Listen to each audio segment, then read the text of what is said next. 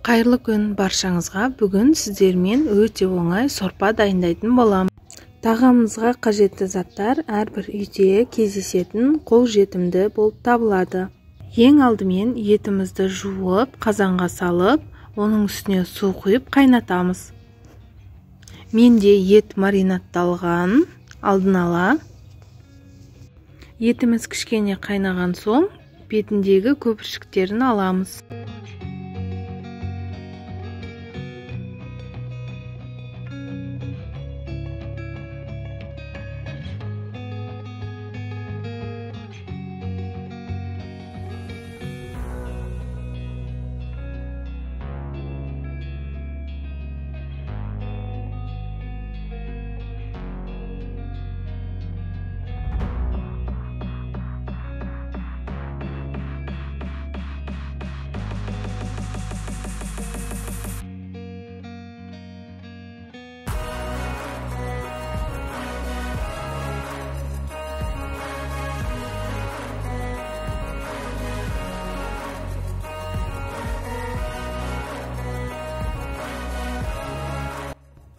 Етіміз кішкене пісуге дайын қалған кезде шығарып, майдалап турап, қайтадан саламыз қазанымызға.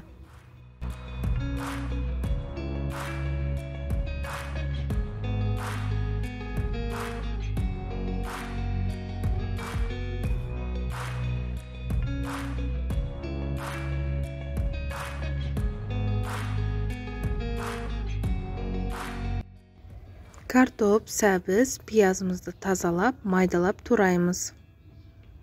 Мінеки картопымыз майдалап турадық, оны қазанымызға саламыз. Оның үстіне сәбізімізді турап саламыз. Ал пиязымызды бүтіндей салатын боламыз. Барлығын салып болған соң піскенше қайнатамыз. Өте баяу отта қайнатсаңыздар, сорпаңыздың дәмі ерекше болып шығады. Мен томаттың орнына қызанақ салатын боламын. Қызанақ жоқ болған жағдайда бір ас қасық томат салсаңыздар болады.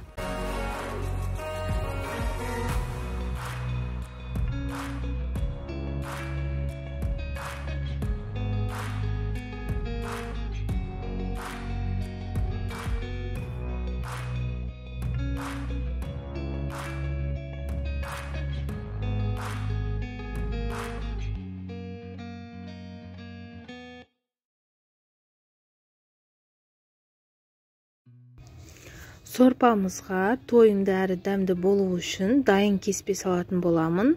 Кеспені таңдар кезде жоғарғы сұрыпты ұннан болу қажет.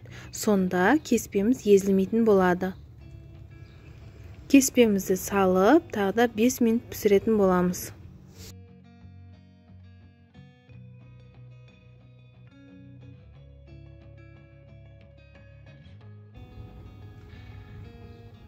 Мінеки сорпамыз дайын болды. Өте жеңіл әрі дәмді болып шығады. Астарыңыз дәмді болсын. Менің каналыма тіркеліп, қоңырауша белгісін басып қойыңыздар. Әрқашанда сіздерді жаңа рецепттермен бөлісетін боламын.